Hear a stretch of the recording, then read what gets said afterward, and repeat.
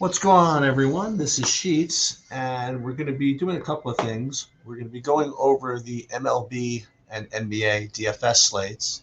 And in addition to that, with any luck, we're going to do a little bit better trying to make use of the PAYDIRT betting models and betting tools. Really failed miserably trying to make it work earlier today. And it was, as usual, when it comes to technology, it was probably all my fault. So we're bringing in the big guns. If this works, I did send him the link. If he comes in, we will have James himself come on and walk me through how to make use of this. We also have a pretty good lineup in the 888 in baseball that we can look at as well. So we will look at that. All right. So here's James right now. Hey, what's up, James? What's going on? What's up? You made me look terrible earlier. Yeah, so I apologize again to the entire civilized world for my usual sheetsness. Let's put it that way. Sure.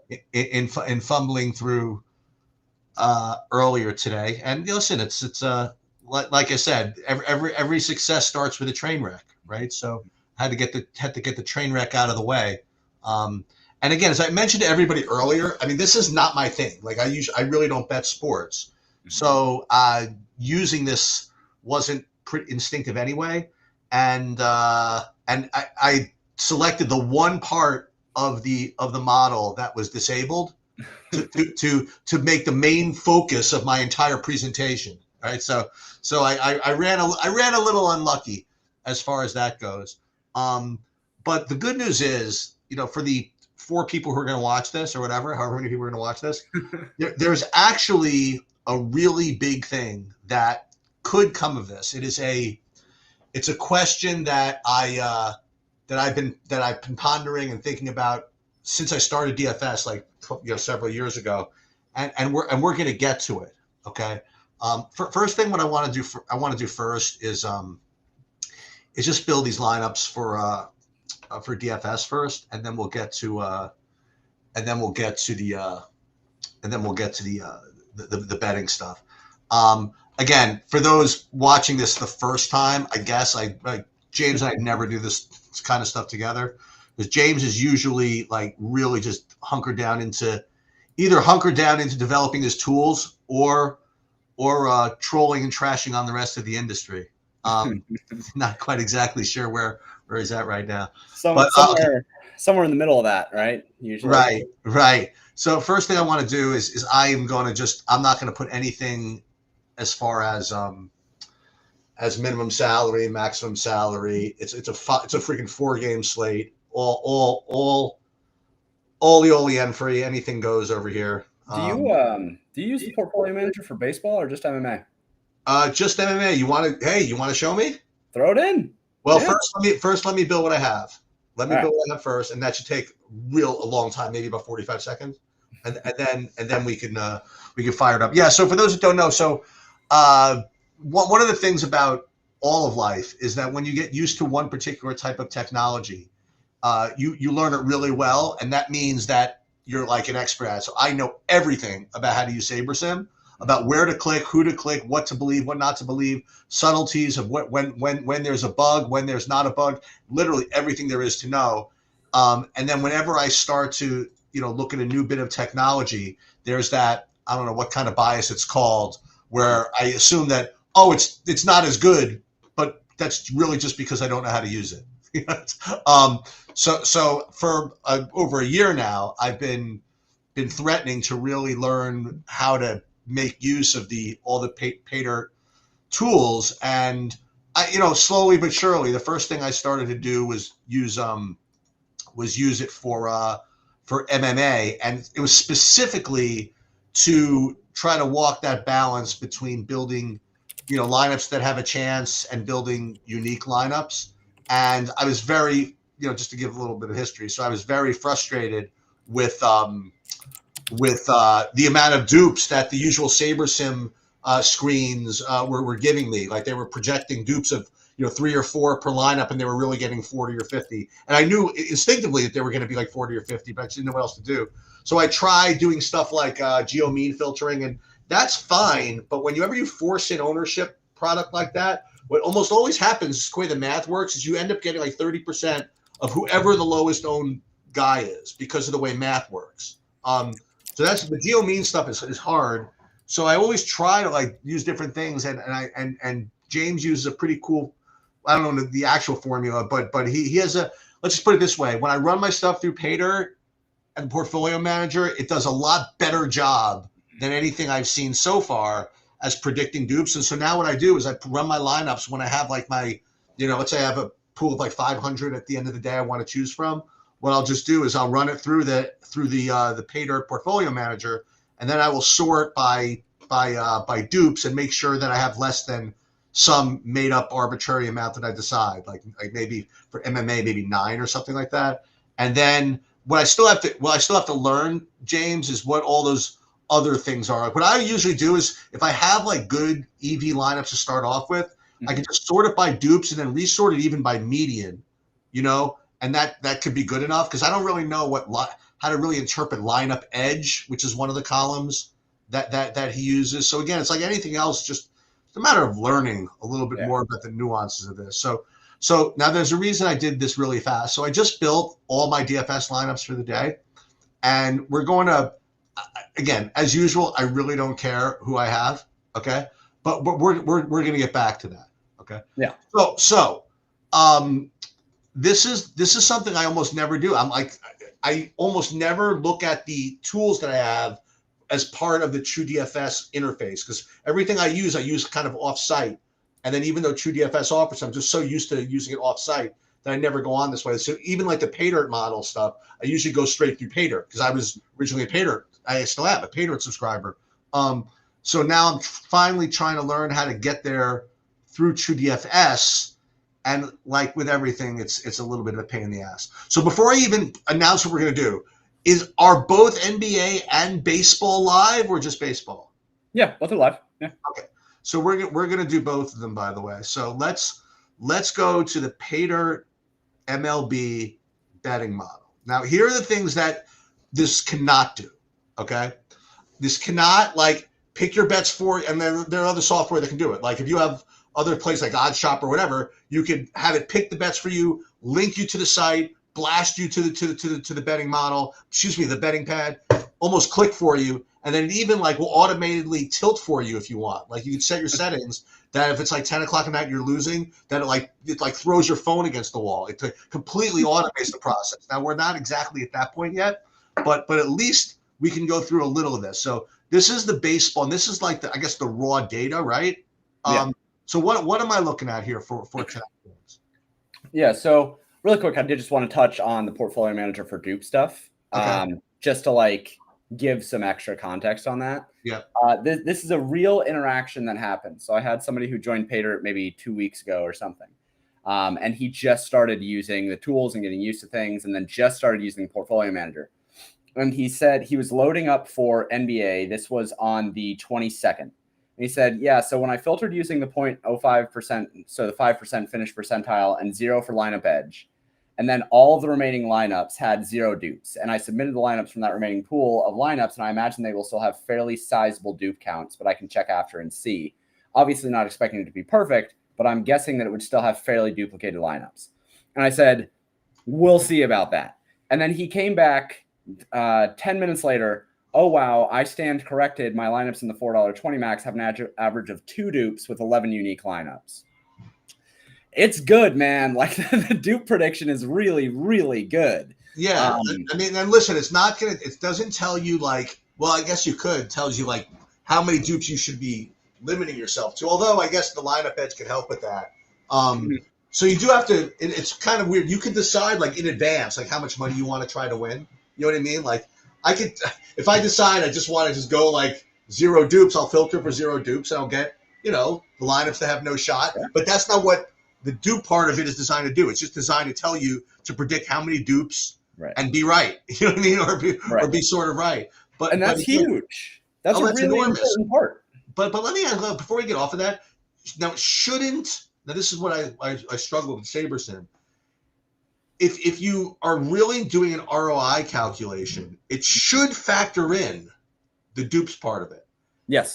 And I've asked SaberSim for a straight answer on that about whether it does, and I usually get a sort of. You know what I mean? That's usually kind of what I get.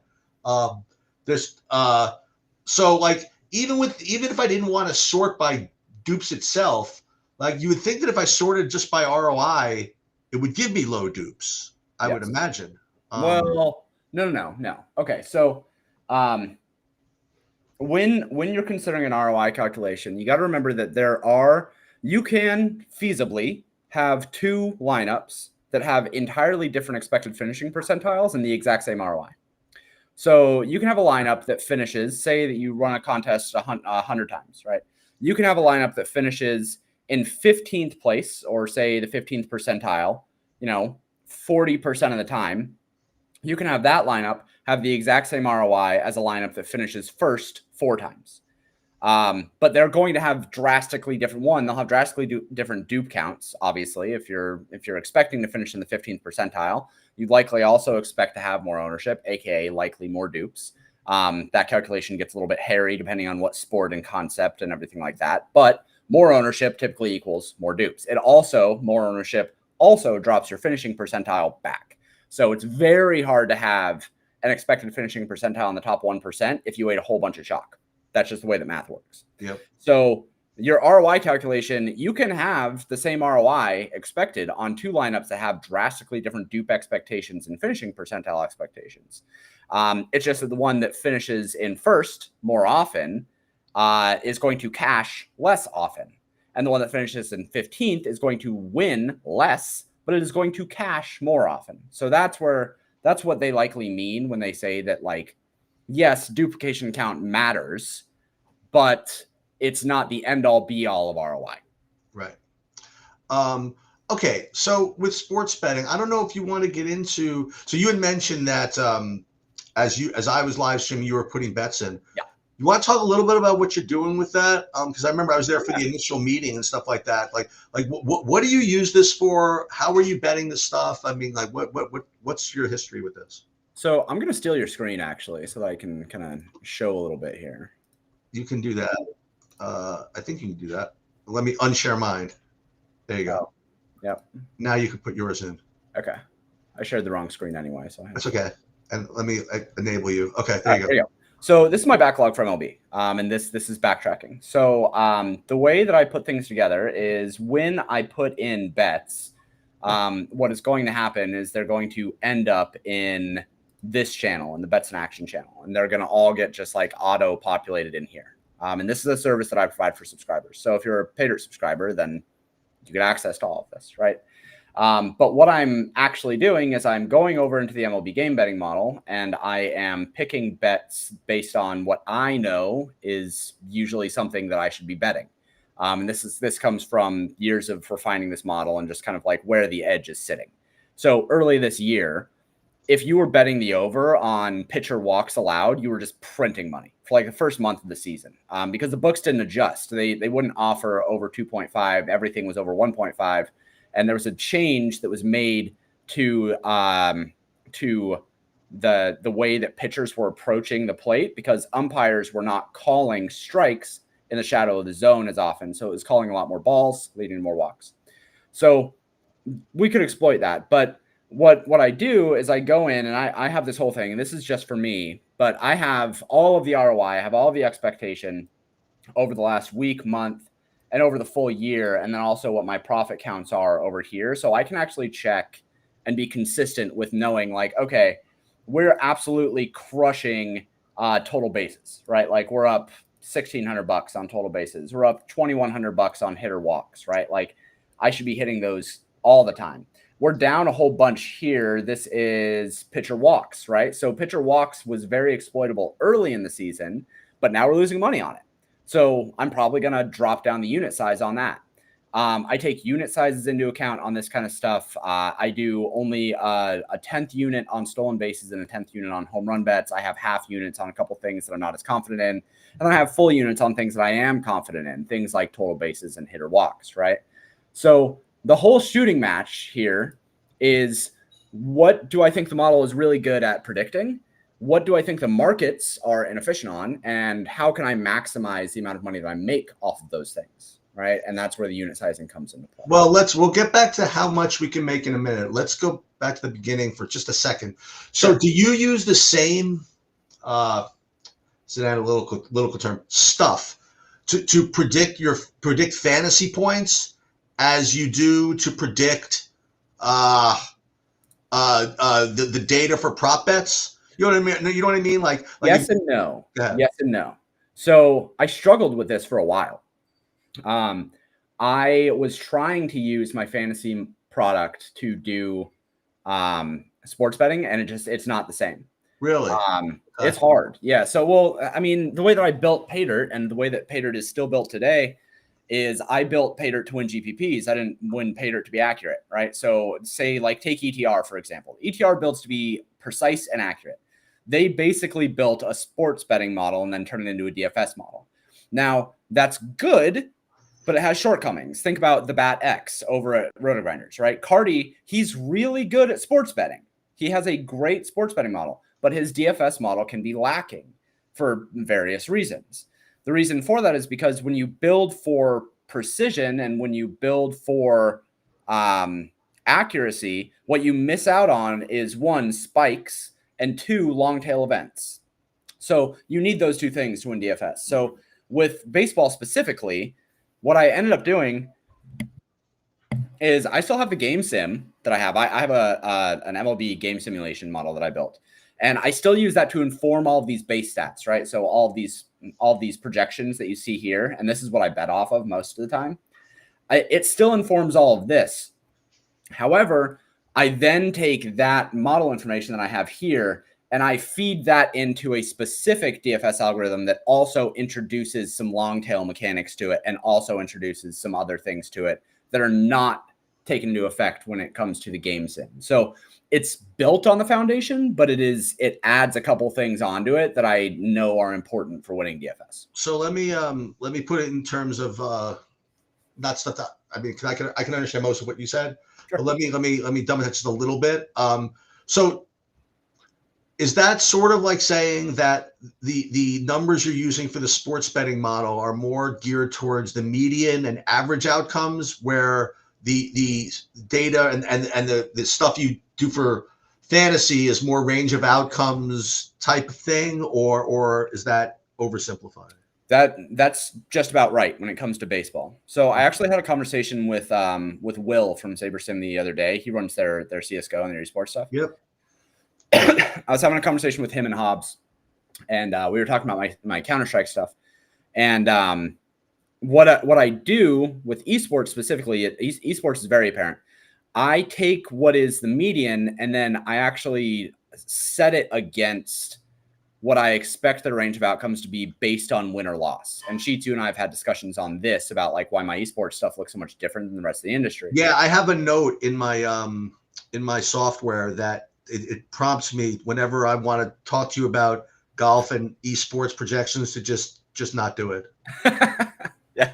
So the thing about it is that when I take things like PGA or esports, stuff like that, which are very sensitive to whether somebody can win, right? Like make the cut. Make the cut. Right. When it comes to the odds to actually do something, right?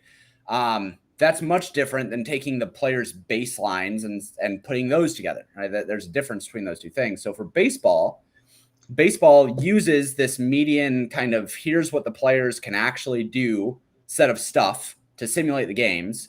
And then I take the results of those games, so the betting stuff, which is more accurate and precise, and then I feed it into a DFS algorithm, which then also says, okay, this is the kind of archetype that this player is, so we're going to give them this kind of distribution around that median, and then kind of like truncate things one way or another based on the kind of player that it is, and like where they are in the batting order and how many plate appearances they're going to get, stuff like that. So I think that it's probably fair, maybe a bit reductive, but probably fair to say that the betting stuff is medians and the DFS stuff is truncated distribution. Okay, so you want to use the PAYDIRT stuff to gamble on sports, right? Yeah. All right. So I'm here, and I want to fire some stuff. So instinctively, You know what I mean? Me being someone who just wants, let's just say that someone just wants, just give me where I have the most edge, and even if I don't need you to tell me where to bet it, you know what I mean? Like you just tell me something that for the most part is mispriced by the market. Where would I get that? In other words, like I screwed up earlier. I went straight to bet sheet here, because it just basically listed all the stuff by edge. And I'm like, ooh, let's go. I'm just gonna take the top 5 by edge and let it grow. So I spent like a half hour on this without realizing it's the one thing that wasn't up to date, and half the guys here weren't playing. Okay. So, and you didn't even reach out to me until after this. This is why. Yeah. She needs to reach out to me more often. So the bet sheet is something that for MLB I had this set up last year, and I didn't reintroduce it because I built out more effective things for NBA, specifically for NBA and NFL, and I wanted to reintroduce it in MLB. But one of the things with the bet sheet is that it requires a game log, and I haven't built out the game logs for MLB yet. So this is sheet currently under construction. We'll be back soon. I'm gonna redo. I'm gonna share my screen now. By the way, no, I know what it says on yours, and I know why it says that, and it's because I'm a bad developer. Because I know what it says. No. But I just want you to tell me what to do. You know what I mean? Like so I'm here in the sports betting thing. Like what I want to bet on some shit. You know, in baseball tonight. I'm in the mood. Here's what I would say. There are 3 different ways to go about this. All right. So the first one is the person who wants to bet on a specific game and is looking at their sports book and saying, I wonder if this is a good bet. That's the first thing, right? So let's look at, say, no, dude, I'm like one of those guys. I'm like a Yankee fan. I just have to bet on the Yankee game. Yeah. And you want to just say, I'll click on the Yankees, and I'm like, okay, I want someone from the Yankees to hit a fucking home run. You know what I mean? So even though I know they're going to be completely terrible bets, okay, I want to see which is the worst of them all. I want to bet on Yankee hitting. You want to know why? Because they're playing not in Colorado, almost. So I want to bet on the Yankees hitting. Give me something good. I'm sweating the game. Give me something where I'm not going to lose like all my money, because I figure that most of the props I'm going to lose all my money. But give me somewhere I'm not going to lose as much money, I guess. So is there anything for the Yankees in my head? Is there anything for the Yankee hitters I can bet that's good? That's my thesis. That's my hypothesis. So go to batter props, right? Like you're just some dude it's on this. It's on this. You're just some dude, and go to player prop simulations. Oh, okay. So say that you just wanted to bet on, Aaron Judge to hit a home run, right? So we got to load up the baselines here, blah, blah, blah. And then so click on, and you can just type in Judge here. I think you just click it once and then just start typing Judge. Don't got to highlight it. Just click it. There you go. And just say, I'll go back to that. Sometimes it'll glitch like that. I don't know why. So, and then, you can do, just say total bases for now. Okay. And type in the prop. The prop is 2.5. Like say that you found this on your sports book and you just wanted to see if this is a good bet, and say that it was negative 250, and then just hit simulate prop. Just like this? Yep. Say that you found his total bases prop and you want to see if you can bet that. So then you hit simulate prop, and it will tell you the entire distribution of how often this player does that thing, what the implied odds were, what the 10% outcome was, what the mean outcome was. No bet. That's all I see. No bet. There you go. And whether you should bet it or whether you shouldn't bet it. Okay. Right? So he beats that prop 20% of the time. The implied odds are 59% of the time. That's probably a pretty bad bet. Okay. So that little green line there is where the implied odds are. And you can see the meat of the distribution is behind that. So you probably shouldn't bet the over on that, right? Yeah. But what if you want to bet the under on it? Then you can just select under and then see what it says. And hit simulate again? Yep. And there you go. That looks like a bet. Well, yeah, if they're going to give you the same, if they're not going to give you any juice, right? Like if it's the same minus 150 each way, right? Right. Yeah. Yeah. So you can put in, if you find a bet that you are wondering if it's a good bet or not, you can just come in here and do this. And this is mostly used for alts as well, right? Right. Because a lot of the times you're not going to be projecting out alts, but say that you had an alt that was under, 0.5 or under 0.5 bases for Aaron Judge, like basically to get blanked. You could put that in here and say 0.5 instead. And like the odds on that line would be like plus 600 or something. And you could see what it says on things like that. So that's one way to do things. The other way to do things that I think is quick and easy is to go to the stat specific simulations. So for this you're just going to be able to simulate the strikeout or the prop category on the prop source, and it'll tell you what the best bets are. So that's what I want. Okay. That's what you want. Yeah. So for this, you have DraftKings. Yep. You have strikeouts for pitchers. Just go ahead and simulate the prop. There you go. Okay, here we go. So now again, this you want to know what users would do, right?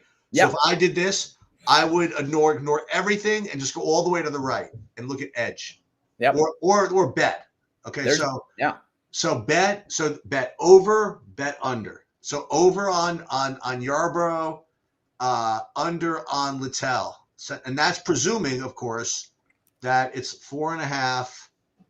And is this presuming minus 110? Implied over on Yarbrough was 55. Implied under was 62. So yeah, 110. So that's what I'm saying. So this is based on. Now, is this drawing in the actual odds from DraftKings or no? It updates when I update the back end. So something I did tell to Rody earlier was that I don't update for every single time that batting orders come in, but I am updating periodically. So now I'm going to ask an embarrassing question. Ready? Yeah. I only play DFS every day, right? What team is Ryan Yarbrough on? Another embarrassing thing. I don't watch baseball. You don't know either, right? Okay. So anybody know what team Ryan Yarbrough's on? I can tell you. Ryan Yarbrough, he's the Yankees. Oh, of all things, right? There you go. Pretty funny, right? You want to know why I don't know that? You want to know why I don't know that? Because I don't get to watch the Yankees. Well, there you go. That's why. Because of all those things that have to do with. Oh, here I have the Yankees up here right now. So pitcher props, Ryan Yarbrough. So let's X this out. So 5+. That means 4.5, right? So 5+. You're actually getting plus 125, right? So plus 125, and according to PAYDIRT model at 4.5, you should be betting the over. So that looks easy enough to me, right? Okay. And then Littell, and you do things that way. Yep. So you could do this for pitchers. Well, as long as we're going to do this. So Yarbrough over, Littell under. Mm-hmm. Now we're going to get to how much to bet in a minute. Okay, because you really want to win the Nobel Prize. Okay, the Sheets Nobel. Forget the Nobel Prize. The Sheets World Prize. You're going to answer this question for me. So it's basically saying it's over and the edge. Now, what does this edge mean as far as you're concerned? It's basically just the difference between how often something happens and the implied odds that it happens.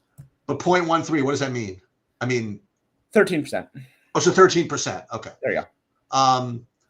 Okay. So you can do this for strikeouts for pitchers, or we could put let's do total bases for hitters, for example. You do the same thing, right? And then run back over stat specific sims. Stat specific simulations. And then simulate prop core just like this. Yep. You can just go ahead and click it again.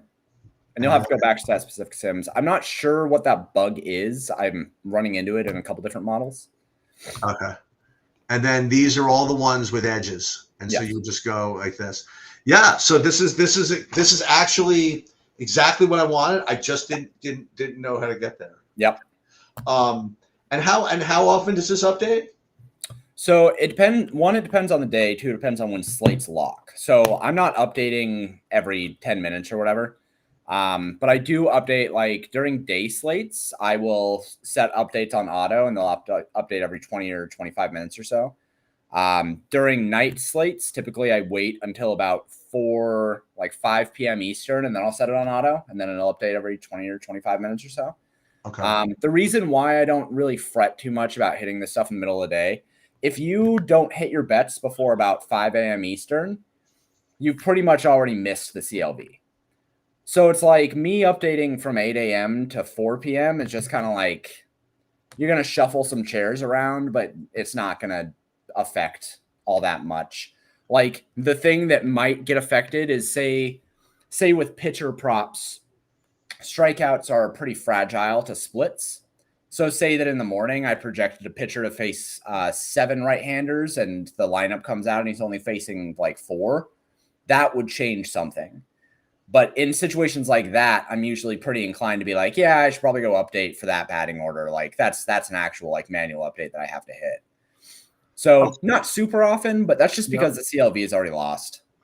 Okay, so we're going to get right to the Nobel Prize here for a second. As I ask this question. So, all right. So we're rating these and these have edges. In your, well, I won't say in your experience, but like as far as what you actually do and your experience, how much of an edge is needed, at least in your opinion, to put down something? And how much does that, I mean, do you use Kelly? Do you use other things? Like how do you incorporate that with bet sizing? So if you actually give a shit about making money sports betting, you should be using Kelly Criterion.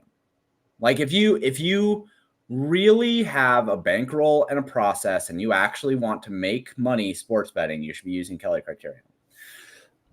That being said, most people are not. Let me stop you for just a second. Again, let me just summarize. So Kelly Criterion is a formula that was designed like a long time ago by a guy named Kelly who actually worked for Bell Labs. Yeah.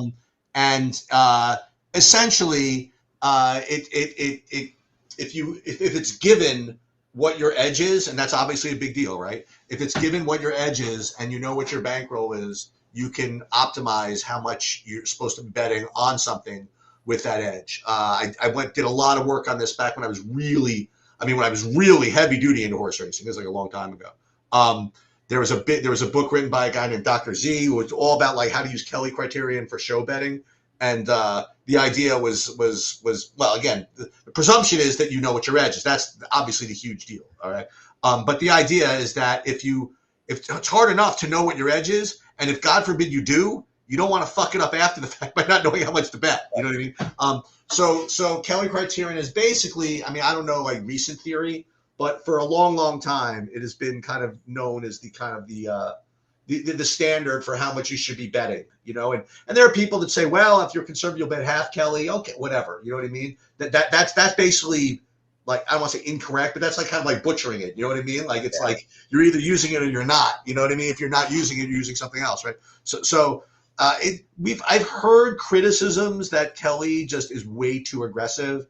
But again, the good thing is that Kelly doesn't have any human traits to it. You know what I mean? It's just a freaking, it's just a formula, you know? And it's like in poker, if I tell you, dude, you're supposed to go all in here, they're like, really, for your whole tournament? That's scary. Well, I don't know what to tell you about that. I'm just telling you that given how often the guy's supposed to fold and how often you're going to win the hand, you are supposed to go all in. If you don't want to do it, I'm not telling you not to, but and that's like what Kelly is. I mean, it's typically, as far as I remember, known as a very aggressive part of your bankroll type of approach.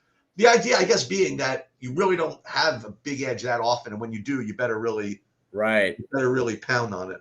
Yeah. So there's 2 advantages to Kelly Criterion. The first one is one that you are very unlikely to go broke utilizing it, right? Like it has built-in mechanisms that say, because it's a percentile-based formula, that you're very unlikely to go broke utilizing it. Which is really important. Like, especially, like I said, if you're trying to make money, if you're trying to be consistent, then having a percentile-based formula that is just built in your process is really, really important. So it has that benefit. The downside is that most people don't fucking know their actual edge. It's hard. It is, right? So like, look at these. Look at the things that are showing on the screen right now. Martin Maldonado, mean outcome 1.42, implied over 0.45. Over is 18%. Kelly Criterion would probably tell you to bet like 4 units or something on that. Right. And it's like, sure, I agree. But at the same time, I don't want to put 4 units on Martin Maldonado. You know, I just don't want to do that. But unfortunately, that's what I just said. I mean, like, Yeah, it is. but unfortunately, you have to do it anyway. I mean, like, Now, what I think is better okay. is typical. I mean, the way that I build things out is I kind of have like an internal, not internal, but I have like a confidence interval thing based on the kind of stat that it is. And if I wanted to build this out into like a real if I wanted to actually make money sports betting and really go full bore into it and like really try my ass off and make, you know, 6 figures sports betting or whatever, what I would do is I would say, okay, here are the most variant outcome stats. And that is where you drop your unit size. And here are the most robust stats. And those are the stats that you should likely be increasing your unit size. And you should have a start at 1 unit and then whatever you branch out from there, whatever. And that's kind of what I do with the MLB betting stuff is I'm looking mostly at trying to maximize the more robust stats, the things that can fall apart in a lot of ways, rather than the variant stats, the things that require a very specific outcome to happen that can fail me quickly. I do the same thing in NBA. I'm much more inclined to bet a PRA than I am a blocking stack. Right? PRA means what? Points, rebounds, assists. Right. There's so many ways to get there, right? Like you can have a great day shooting. You can have a sick day rebounding. Like your opponent, your teammates can hit all their shots, right? Like PRA, you can get there in so many different ways. And blocks, you have to be in a specific spot at a specific time, and somebody has to miss a specific way in order for you to hit your blocks. I try to avoid those specific things. Speaking of which, before we get into the $64,000 question. Yeah. So PAYDIRT betting model. Yeah. Okay.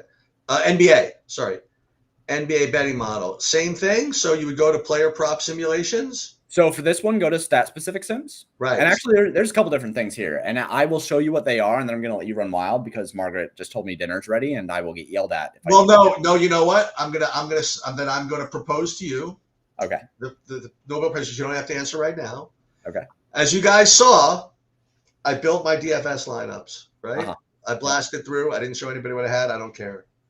So what I mentioned 5 years ago to anybody that listened when sports betting came about is that sports betting is really good to bet on sports.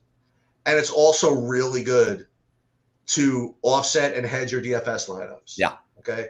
So, and in the portfolio management world, which I will get into one day when I run my hedge fund and stuff, if you go into all portfolio management theory, the holy grail of portfolio management is to find negatively correlated assets that negatively correlate individually, but work well together. Okay. Yeah. And the point is that's why you play MMA guys against each other when you know one of them's going to smash, but you don't know who they are. Right. For example. So what I would love to know, and we will figure this out over the next however many years, is given the stack exposures I have to all of these teams, given the pitching exposure I have to these pitchers, which of these props are number one, good bets, number two, have some good negative correlation to something I have in the DFS market already, and the $1 million question is, given how much money I have riding on Yamamoto, for example, how much money should I be betting on the Jose Ramirez prop that looks good against the Dodgers? Right. So that is really, really hard. And I think it's pretty cool, you know, like, and I talk about this when you do about tennis and MMA, when you really know what you need and you could do a direct hedge with the betting markets. But it's one of the things I really enjoy about the sports betting is using it to offset DFS stuff. You have anything you want to finish up with before you go have dinner? Yeah. So what I would say on that is the hardest part on that really is figuring out a way to algorithmically derive what amount of money you can win on each player in your portfolio. Yep. That's the hard part. Yep. Because if you could do that, if you could find out that you have an ROI of I don't know, say that you're sitting in first with sitting in 15th with Yeah. Yamamoto ready to go. What's your lineup worth for real? Right. What is your actual lineup worth that's sitting there in 15th and still has Yamamoto to come? This one lineup I played in the 888, for example. That's in 10th place with 17 p.m. What is this actually worth? Right. I don't know. We'll find out. Oh, hey, Jay Patrick. He's a PAYDIRT subscriber. Yeah, I think that that's the hardest part. Yeah. And if you could figure that out, then you could say this player, Yamamoto specifically, is worth $50,000 to me right now. Yeah. What is the probability that he does well? Yeah. And then you can hedge on that. That's the answer. But nobody has figured that out yet. Nope. Well, that's why the prize still exists. I think using AI, we can probably come close soon. Yep. All right. Well, listen, I just wanted to get through all this, and I'll let you go to dinner. We don't want Margaret's efforts to be run through the whole NBA thing. Okay. Run through all that, because all those things work. I promise. There's no fucking bet sheet on there.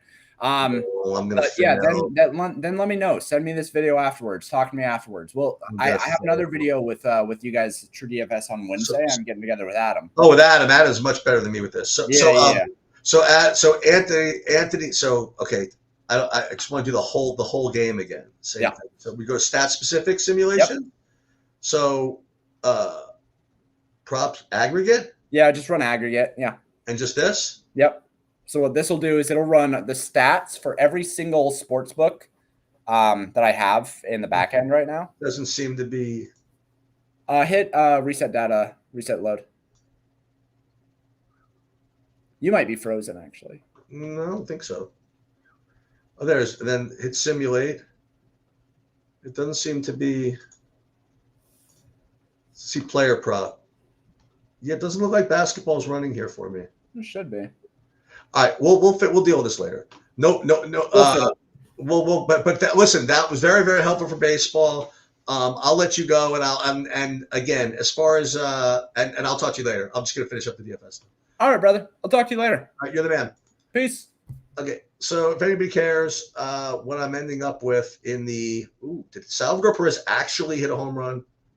No way.